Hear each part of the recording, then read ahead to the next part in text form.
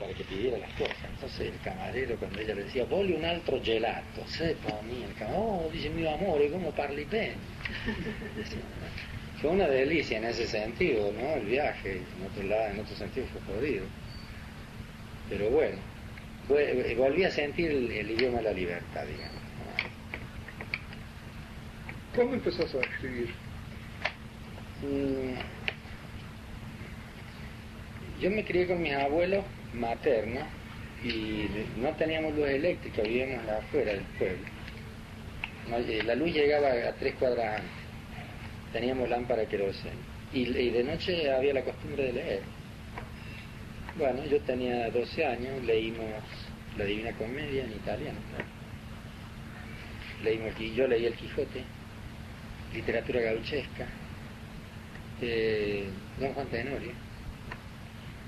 No, son las lecturas que más recuerdo, así inviernos enteros leyendo, ¿no? Y yo tuve la suerte, bueno, yo no sé, me gustaba redactar y cuando iba a segundo grado había que escribir sobre Sarmiento y como yo leía poesía también, había leído el Martín Fierro de pequeño, como mi papá se lo sabía de memoria y me lo decía, mi papá también sabía de memoria el Juan Tenorio. Y yo siempre lo miraba y decía, él había sido aficionado al teatro. Como Don Juan no me lo imaginaba, como Don Luis Mejía tampoco. ¿Qué papel haría él? Yo decía, papá, ¿y vos qué papel hacías? Y yo de esqueleto, eso que salen al final. Sabía todo el Juan Tenorio de memoria. Bueno, como te decía, piden una composición sobre Sarmiento y yo la hice en verso. Sí, imagínate cómo serían esos versos. Y a la maestra le llamó la atención, llamó a la directora me puso el sello, ¿viste?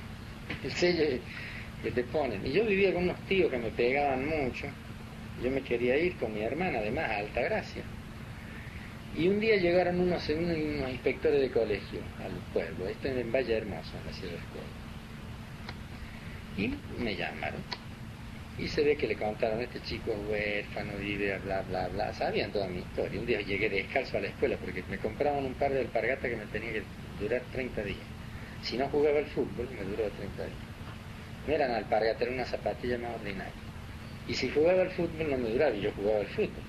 Y era el día 27 y ya estaban rotas. Hasta el 30 no hay zapatillas. Le digo, pero yo tengo que ir al colegio, no vaya al colegio. Y a mí me gustaba ir al colegio porque eso era un infierno, el colegio era hermoso. Y me fui descalzo, y ahí llegué descalzo al colegio, se armó un revuelo. Bueno, la directora me regaló un par de alpargatas.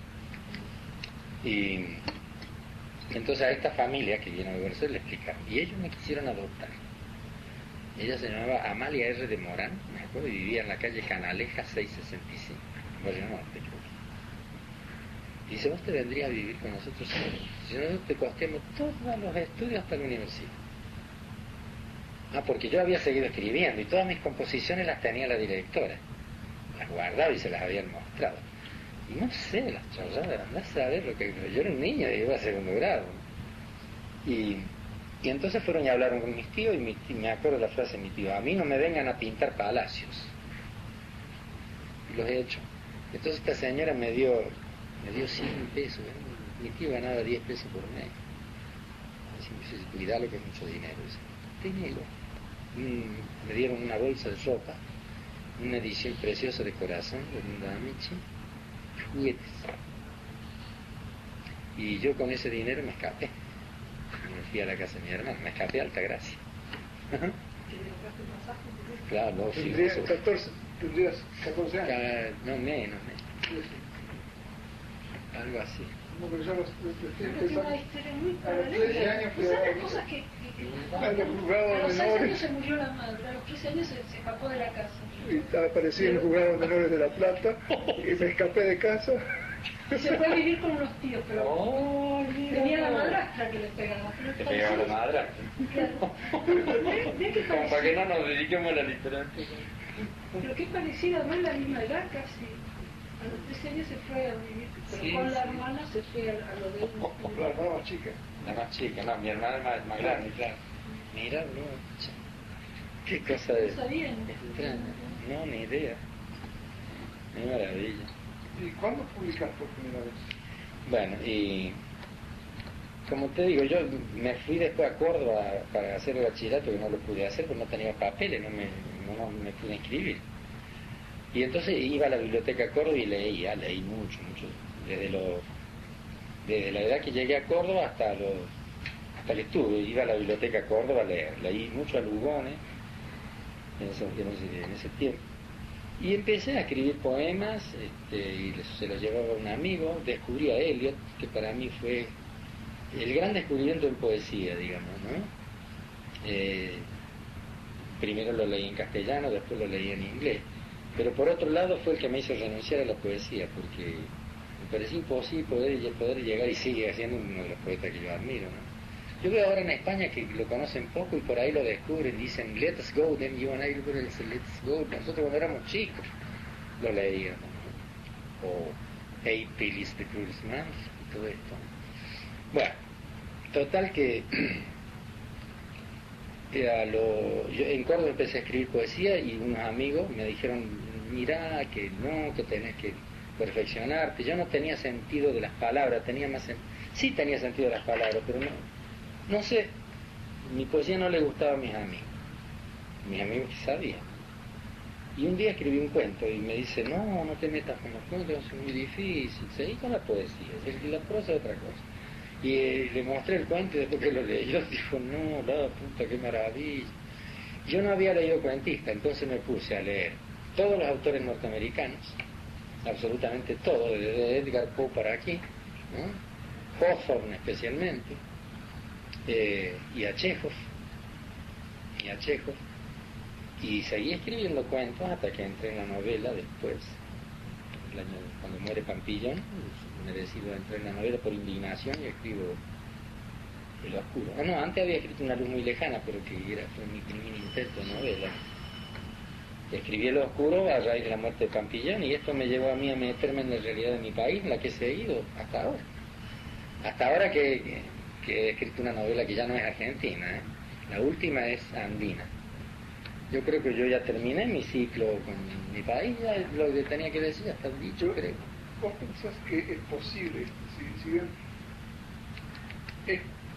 vos querés escribir algo, una experiencia que sea diferente a la de tu país, pero te parece que es posible escribir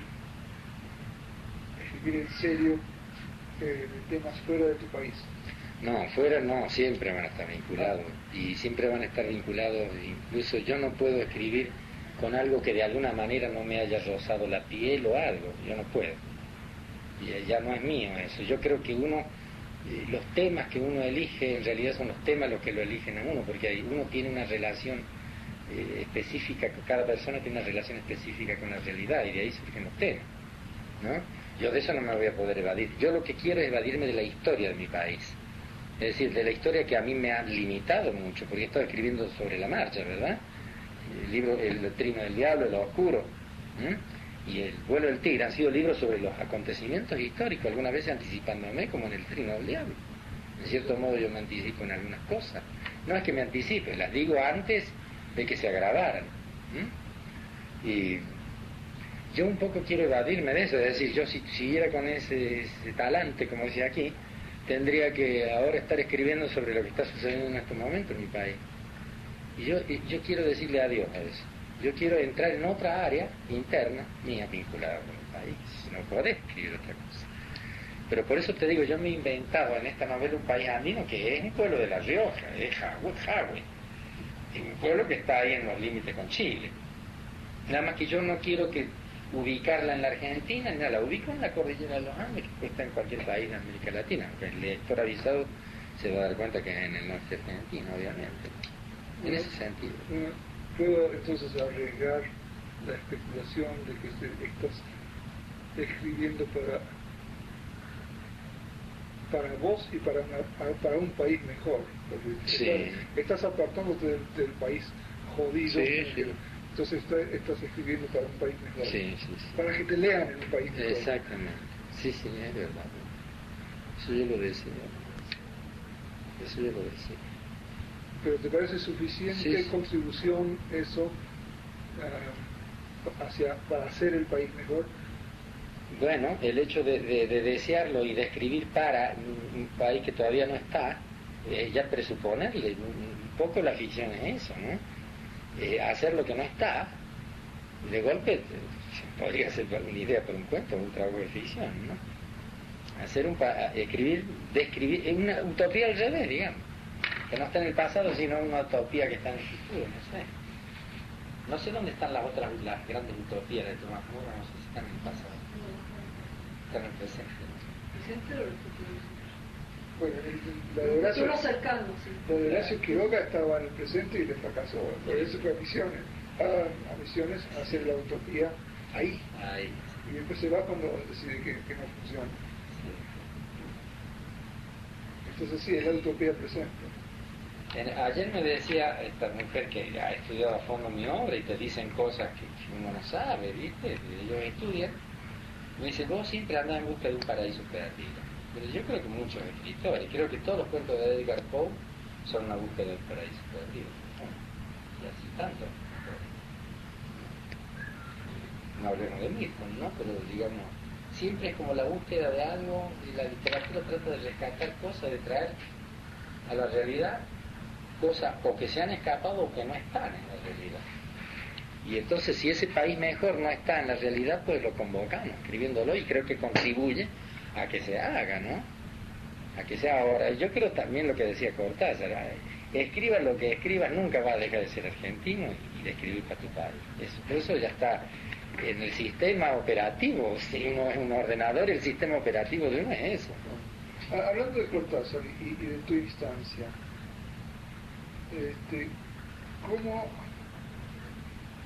¿cómo atacás, si bien la palabra no está correcta, pero cómo atacás ese resentimiento que fue muy notable en la Argentina anti-Cortázar? Es decir, el hombre que se fue y solo cuando se fue empezó a escribir de América Latina, o solo cuando se fue descubrió América Latina.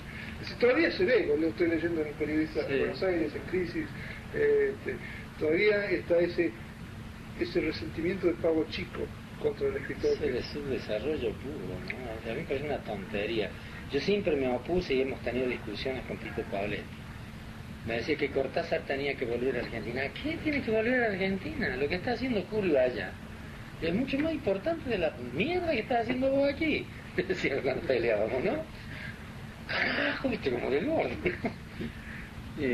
No, es que tiene que venir. Y cuando yo vine en el 69 le dije, lo voy a ir a ver a Cortázar, pero yo me escribía con él. Decirle que tiene que volver, se cagaba risa Cortázar. Se cagaba, y decía, yo creo ser argentino,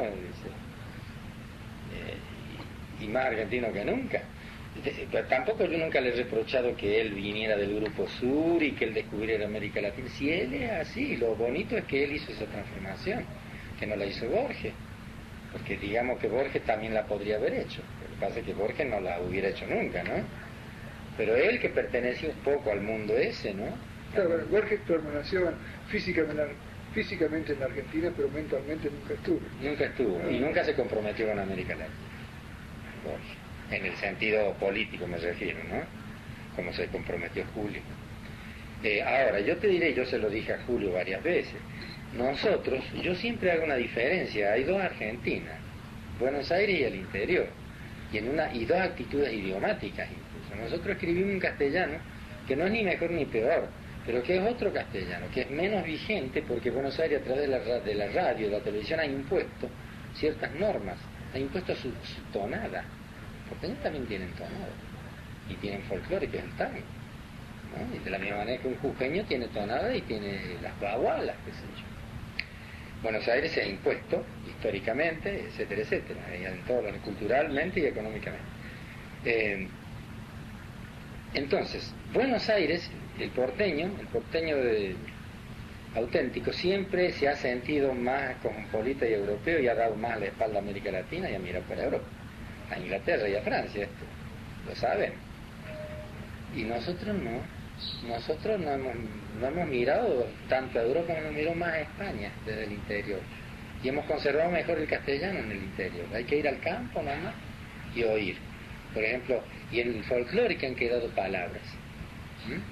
En La Rioja, tu realito soy, carnaval dice que ya viene, tu realito soy, es castellano puro. Y entonces yo le decía a Julio, mira, Le digo, nosotros. Yo especialmente después que dejé Córdoba y me fui a La Rioja, yo empecé a atisbar esta entelequia, utopía que es América Latina, a la que yo la necesito. Yo necesito América Latina, necesito que eso exista, porque yo no soy ni italiano como mi abuelo ni indio, o soy una mezcla. Yo necesito ser una identidad, pero no a nivel literario, necesito yo como persona. Entonces le decía a Cortázar, yo me siento mucho más cerca de Rulfo que de vos o de Borges. Para mí vos y Borges, yo tengo distintas admiraciones, ¿no?, por los dos. Lo que pasa es que yo a Borges lo admiro, a vos te quiero, le decía Julio. Pero yo estoy más cerca de Rulfo. A mí me dicen más Rulfo cuando dice, mi hermanita la Tacha está tantito así de retirado de volverse piruca. Como mi hermana, ese tantito para mí vale, mira, como el re de la Chacona de Bach, cuando carga todo el peso en la última variación, y ahí se acaba. Eso, ese es el tantito. Y en tanta cosa del lenguaje de Rulfo. Bueno, y entonces, haciendo esta diferenciación, yo me siento más próximo, claro. Juan José Saer, que es del interior, pero me han dicho que está muy aporteñado en París, dijo en Buenos Aires hace poco, en Clarín lo leí, que él se siente argentino y que los latinoamericanos no existen, ¿no? Yo no comparto eso. Yo creo que sí existen los latinoamericanos. Y otra cosa, nosotros no tenemos cultura precolombina en nuestro país. En La Rioja fue extremo sur del Imperio Incaico, ustedes conocen el Incahuasi, hay algunas piecitas, pero cuando yo fui a México y me metí en el Museo Nacional de Antropología, bueno, yo ahí sentí como un orgullo muy grande, yo me sentí una maravilla, me sentí feliz totalmente. Y me decía esta señora que vino ayer, la que está haciendo la tesis, dice, sí, bueno, pero eso es prestado, claro, le digo. Yo le tomo prestado, le pido permiso a México para integrarme, porque nosotros somos eso, volvemos al tema del exilio. Yo sé que no soy mexicano, y sé que no tengo un pasado precolombino rico como el de los mexicanos. Pero bueno, yo se los pido prestado y me tomo el tren de ellos, o el autobús. No tomo el autobús de Europa, tomo el autobús de México, y no es mío. Pero estoy ahí en ese, voy con ellos, quiero, lo siento, para no sentirme exiliado. Porque el exilio de aquí es uno, pero el de allá es otro, cuidado. Es decir, más que exilio es desarraigo, digamos. Sí. Pero que de todos modos es un tema interesante, toca mucho nuestra literatura y lo sentimos, además. A mí, yo vuelvo sobre el tema porque el anglo-argentino lleva una cultura, hereda una cultura de británico y nunca se adapta al argentino. No es como el italiano, como dijo el italiano. El producto que soy yo, anglo-argentino, recibe una cultura que es Dickens, Shakespeare, T.S. Eliot, lo que sea, pero hasta el fin de mi adolescencia yo no empecé a leer autores argentinos. Por todo eso lo descubro a los 20 años, al volver de Inglaterra. Entonces, y es un desarraigo, porque mi padre se fue de Escocia y nunca volvió a Escocia. Es decir, los ojos en la nuca, todas esas cosas, no, él se asimiló. Borracho viejo, chacarero, todas esas cosas, pero siempre hablando de lo que él hacía hace 40, 50 de los paraísos. Claro, y era un país de mierda, no era un paraíso, era un país de mierda lo que había dejado. Un país de pobres, de desempleados. Pero los hijos de estos no se asimilaron, y por eso se permanecieron ingleses o británicos durante tanto tiempo. Entonces me fascina el tema del exilio, el desarraigo y la expatriación, digamos, que es una tercera categoría. El argentino es desarraigado, el británico en Argentina es un expatriado. Sí, desarraigado. El español en la Argentina es un exiliado por la guerra civil, y el argentino en España es un exiliado. Entonces todo eso. Entonces me fascina de cómo de ese producto tantos hilos y corrientes, hay una cultura bastante superficial en muchos aspectos, pero hay una cultura y me encanta ver cómo la ve cada uno. Por eso te preguntaba sobre el resentimiento anticortasariano. Es un tema de reflexión y de estudio. Bueno, me acuerdo en este momento, me hiciste acordar de Hudson, de Fairweather, ¿no? Él tiene la nostalgia de la Argentina. Claro. El exiliado perfecto. No el expatriado porque no tuvo patria, pero el exiliado perfecto. Porque heredó una patria de sus padres que era Gran Bretaña, una segunda patria que era en Estados Unidos. Después tiene la educación inglesa ahí en 95 bambúes, y después se va. Y hay que reconocer de que si no se iba, no sería William Henry Hudson, nunca hubiera llegado a ser lo que fue. Pero al llegar acá, le escribe al hermano en Rosario que quizá nunca me debí haber ido, pero si no se hubiera ido, nunca hubiera sido Hudson el que todos recordamos. Entonces, alguien dijo que una vez es el exiliado perfecto, porque no está feliz en ninguna parte. Cierto. Y dio origen a un libro maravilloso, a una obra maravillosa. Es decir, entonces quiere decir que podemos decir que hay cosas que cuando uno profundiza en el exilio, que es lo que decíamos un rato, ya estás obteniendo ventajas, porque captas más, ves más y los sistemas perceptivos son más amplios. Y otra cosa que me he dado cuenta de todos los tics argentinos que yo trasladé aquí y que aquí ya no los puedo usar porque es grosería usarlos. Ciertas actitudes violentas de la vida cotidiana que tenemos nosotros, muchas cosas que yo aquí afortunadamente las perdí, ¿no? Me acuerdo cuando compré mi primer coche aquí, coche usado, no sé, el vendedor, un chico, no me dijo determinadas cosas y a mí me calentó porque pensé que me había engañado. Y lo llamé y le levanté la voz y no correspondía. Sí, yo me dejé llevar y entonces me dijo, tú tienes razón, tú tienes razón y perdóname, fue una omisión mía, pero eso no te da derecho a que me trates mal. Entonces me cayó la cara de vergüenza. Y después le pedí disculpas. Esto fue por teléfono. Después me fui y le digo, oye, quiero pedirte disculpas. No, dice, a ver, quiero por favor pedirte disculpas y agradecerte que me lo hayas señalado, ¿no? Y así muchas cosas de la convivencia, de la vida cotidiana. Y al principio uno, como mi abuelo, que vivió rechazando las cosas argentinas. Yo al principio también rechacé cosas españolas. Ahora no rechazo ni las argentinas ni las españolas. Es una tontería, son actitudes muy viscerales. Yo creo que hay que aprovechar la circunstancia que nos ha tocado vivir. En mi caso, tomar el papel de mi abuelo que vuelve a Europa. Yo me lo asimilo, me lo pienso así. Que puedes tener toda la ficción que quieras, pero que bueno, para mí vale, ¿no? Y entonces hace que yo me sienta mejor aquí y me gustaría así rescatar lo que voy a llamar el país mejor, las cosas positivas de allá, ¿no? Y rescatar, mirarlas mejor, elaborarlas mejor. Me gustaría escribir algo mejor, sobre todo lo que yo escribí sobre Argentina ha sido crítico, pero es que no cabía otra cosa, porque yo soy así, porque mi país era así, golpismo hay, a Pampillón lo mataron.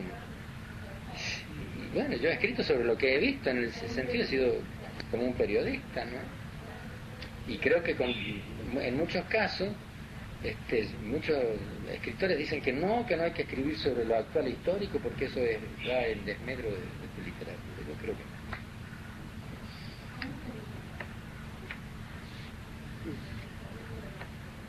¿Te mantenés en contacto con el resto del continente, digamos, o realmente tus contactos ahora son... ¿De América decís? Sí. No, son pocos, porque mire, con Argentina casi nada. Y bueno, he hecho un viaje a Cuba y ahora a México, el año pasado. ¿No? Sí, amigo, con Galeano nos escribimos de vez en cuando. No tengo mucho, pero no he viajado mucho a América. Y no conozco mucho, ¿no? Conozco Cuba y México. Y Uruguay, nada más. Me gustaría conocer más, quisiera ir a Bolivia, Chile, Perú. Claro, lo que me pasó a mí es justamente Hay una diferencia entre expatriación y arraigo. Porque yo me he pasado los últimos años viajando a todos los países, en busca de una América Latina que yo podía llamar propia. Es decir, yo la conozco, por lo tanto es mía. Mirá. Y entonces vos no necesitabas hacer eso, porque vos sabías que había un cacho tuyo. Sí, claro. Claro. Pero en el fondo estamos buscando lo mismo, ¿no? Sí. Entonces yo locamente arreglo viajes, me voy, me encuentro con gente, quiero estar en La Paz y buscar al canalla Montesinos y toda esa gente, y estar en Caracas y ir a estar con los primos en Bogotá, así que estoy. Claro. Bueno, vos ahora con tu trabajo lo podés hacer tranquilamente, una maravilla. Es una maravilla eso. No, en mi caso es más difícil, porque únicamente cuando me invitan, ¿no? Yo quisiera que me volvieran a invitar de México ahora. Esto voy a pagarlo. Le hago la síntesis. Sí. Mis suegros son de origen piamontés y de un pueblo de la provincia de Córdoba. Y yo tuve que raptarla a Irma porque no me dejaban casar con ella porque decían que yo no era colón y no tenía vacas, ¿no? No estaba clara la cosa, me lo dijo muy directamente mi suegro. Entonces yo la tuve que raptar. Y nos fuimos a vivir a La Rioja. Y como al año, o a los 2 años, ya nos reconciliamos y mi suegro fue. Pero a mi suegro no le gustaba que yo fuera escritor, porque él vincula la literatura con la bohemia y la pobreza. Y entonces acababa de nacer mi hijo Ricardo y la cocina nuestra daba al oeste, y la puerta de la cocina daba al oeste, y en La Rioja hay muchas moscas, y entraban moscas a la cocina y había un niño en la casa. Entonces le dije al abuelo, vamos a convertir esa puerta en ventana y vamos a abrir una puerta que dé al comedor, porque antes la cocina daba al patio. Esa es cosa de las casas del interior, ¿no? Es decir, una pieza al lado de otra y la cocina al lado de esas piezas y todas a un patio o a una galería. Bueno, entonces pues cerré eso y pusimos una ventana con tela metálica. Abrimos la puerta y mi suegro pensaba que eso nos iba a llevar mucho. No, le digo, vamos a hacer hoy. Yo lo puse de peón. Y traiga esto y traiga otro, y mezcle el cemento y traiga la cal, y tráigame el ladrillo, y esto y lo otro. Y el piso no me gustaba, digo, vamos a estucar el piso. No, dice, estucar es difícil. No es difícil estucar. Y usted me trae esto y yo lo hago. Y estuqué y terminamos como a las 2 de la mañana, habíamos empezado a las 8 de la mañana. A las 2 de la mañana estaba todo hecho. La puerta abierta con marco puesto, la ventana puesta, y con tela metálica para las moscas y todo. Entonces al otro día venían mis amigos poetas riojanos. Todas las noches se reunían en casa. Entonces mi suegro dice, no, dice, mi yerno es un escritor como ustedes, porque él pensaba, y era verdad, todos los demás eran poetas o escritores, en fin. Pero no es como ustedes, ¿eh? Es decir, inútiles como ustedes, porque considera son inútiles. Porque mi yerno sabe estucar un piso y poner uno ladrillo, él no se muere de hambre, no. Y esto a él lo convenció y gracias a eso me admitió en su familia por saber estucar, ¿no? Que claro, para él era difícil, pero él no había estucado nunca, no sabía que había que hacer el revoque primero y después ir espolvoreando cemento puro y pasar un cucharín. Y hay que dejarlo liso y sin ninguna rayita. Hay que tener habilidad, claro. Y yo no tenía habilidad, pero lo hice.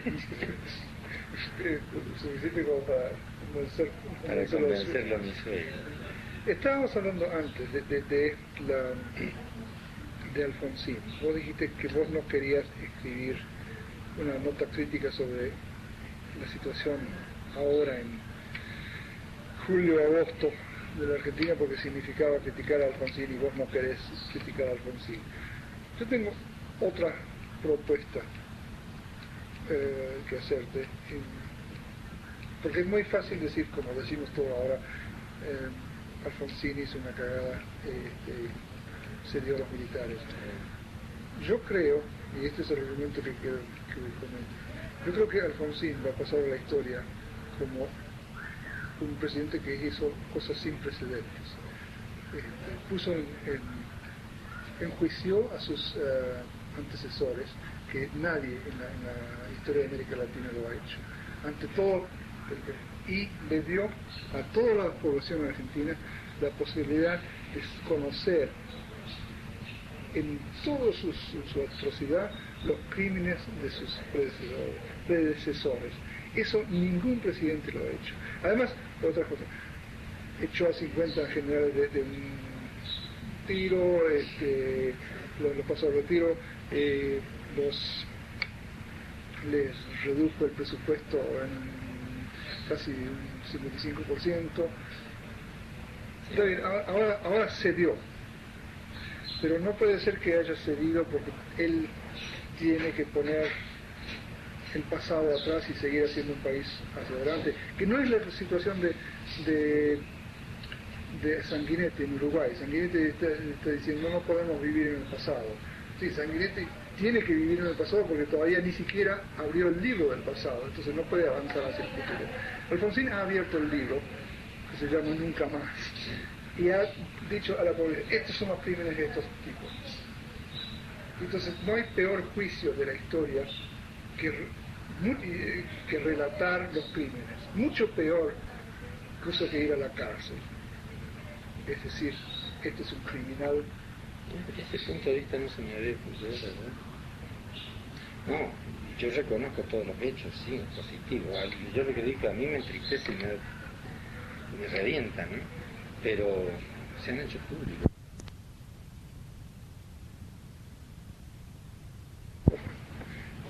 Y el libraco es una destilación de todo lo que... Es una destilación. Yo eso no lo había pensado y me hace reflexionar, claro. Al final, la cárcel de ellos tiene una duración pequeña en el tiempo. La persona puede estar o no estar presa y morirse y desaparecer, y esto va a quedar en la memoria colectiva. Es decir, se ha publicado, las atrocidades se han publicado y se conocen. Videla lo mandaron a la cárcel de por vida. No va a cumplir una sentencia infinita hasta su muerte. Eso lo sabemos. Sí, porque lo indulten porque un presidente, dentro de un o dos presidentes, según sean los tiempos, va a decir, bueno, hay que bajar la cortina sobre el pasado, vamos a dejar todo a todos indultos porque no podemos seguir para siempre con estos presos. Entonces, que está bien, pero los criminales han sido identificados, sus nombres publicados. Entonces, ahí el juicio es el conocimiento. Entonces esto, claro, es motivo de reflexión también y de fundamentación, ¿verdad? Porque eso habría que fundamentarlo más todavía. Yo escribí una nota en Sábado y me siento ¿Está bien este número? Sí, me siento muy temeroso. Sí.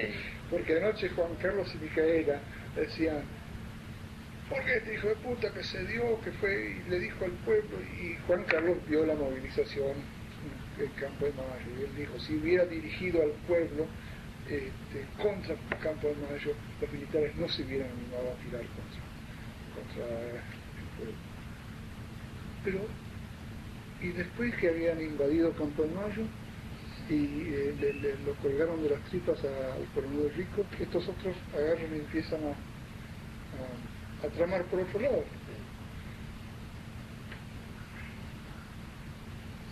Es interesante, ¿no? El punto de vista, yo no sé, no se me hubiera ocurrido, pero es verdad, se ha publicado, o sea, todo el mundo sabe, o sea, nadie puede decirse inocente de esto, ¿no? Ahora, el peligro que se señala, a mí me entristece, porque por una razón visceral, nosotros queremos que sean juzgados los asesinos, ¿no? A mí me hace temer que el hecho de que no haya justicia pueda dar origen a violencia futura, es decir, a venganza personal. Venganza personal. Eso es una posibilidad.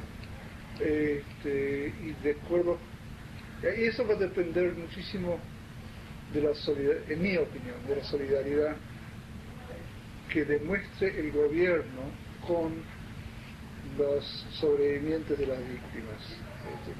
¿Qué apoyo les da médico, psicológico, económico a los padres de desaparecidos y esas cosas. Pero sí, eso es un peligro.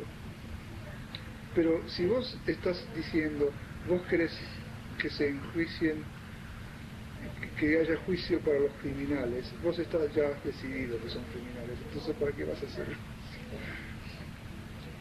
Ahora, yo digo que si hay un Estado de Derecho, bueno, hay que respetar la ley. Esto lo he hecho dentro del marco legal, tampoco lo ha votado la legislatura.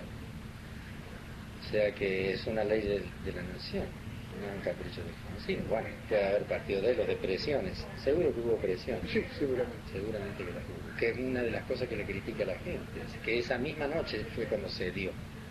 Cuando él fue a Campo de Mayo, que esa noche ya habría pactado, es lo que se dice.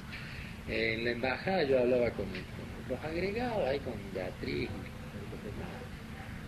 y les contaba, a mí me han pedido un artículo, pero yo no tengo ganas de escribirlo. Y me dijo, bueno, dice, nosotros también estamos indignados, dice, pero, y tristes, estamos tristes. Dice, pero no había otra.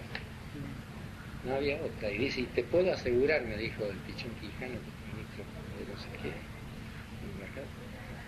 mira, dice, yo soy muy amigo de Raúl de toda la vida, te puedo decir que el que más sufre fue él. Si vos estás triste, ten por seguro que él está peor. Y me dijo, seguro, que hubo que ceder en algo, lo que pasa es que se cedió mucho. Sí, ese es el problema, la magnitud de la cesión. Sí. Sin embargo, a mí me preocupan las reacciones estas de gran tristeza y gran euforia que siempre hay en Argentina. No hay un término medio. Sí, entonces era gran euforia y ahora la gran tristeza. Sí. ¿Por qué no tomar las cosas con un estado de ánimo más ecuánime, claro? Sí, más frío, ¿no? Sí, más frío. Pero la Argentina es capaz de frialdad, es capaz de indiferencia, es capaz de decir, yo no me meto o yo lo miro desde afuera. Porque lo ha hecho. Lo ha hecho, sí. Naturalmente que lo hizo por miedo durante 6 años. Y no es la mejor forma de hacerlo. Pero que lo ha hecho, sí ha sucedido. Entonces estas euforias y estas depresiones que hacen reclamos a los que están en el poder, no son razonados. No, claro. Yo recibí una carta que me trajo Micaela, de un abogado. Un abogado que representaba a los deudos de las monjas francesas y al gobierno francés en los tribunales africanos. Y él diciendo, la parió Alfonsín, solo quiere quedarse en el gobierno para terminar el periodo.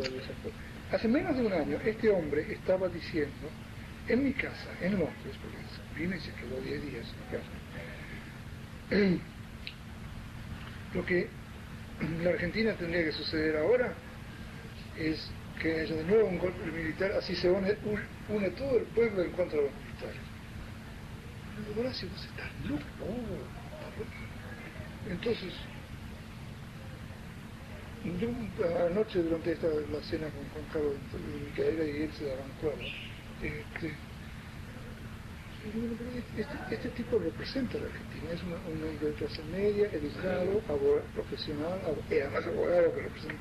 Y esto lo dijo hace menos de un año en mi casa, y ahora me escribe una carta diciendo, hijo puta, sí. Entonces, yo no estoy con esto. Sí, me entristece que Alfonsín tuvo que ceder, pero veamos en realidad, ya está en la última tercera parte de su gobierno, o casi, digamos, le quedan 2 años y pico. Veamos lo que logró en los 3 años y medio del comienzo de la Argentina. Y eso no, en la historia, los brasileños no lo hicieron, los uruguayos no lo van a hacer. No creo que los chilenos lleguen a hacerlo. Los peruanos, cuando asumió Belaúnde, no hicieron ninguna revisión de la gestión. Entonces, se puede decir que Cuba lo hizo.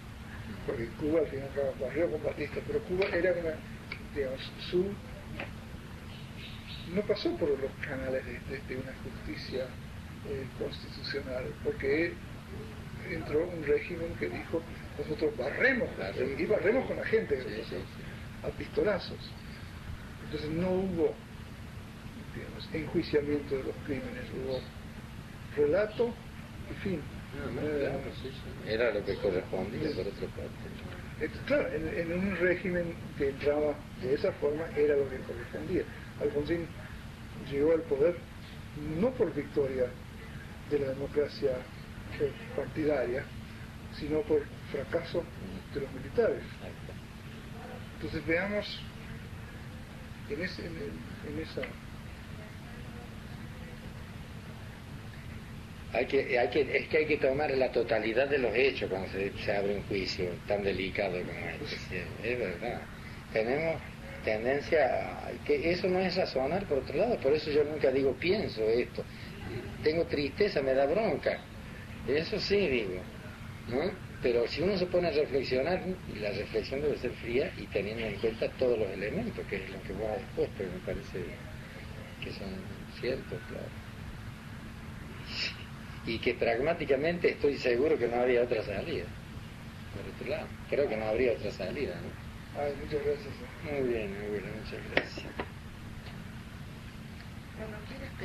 Bueno, creo que aquí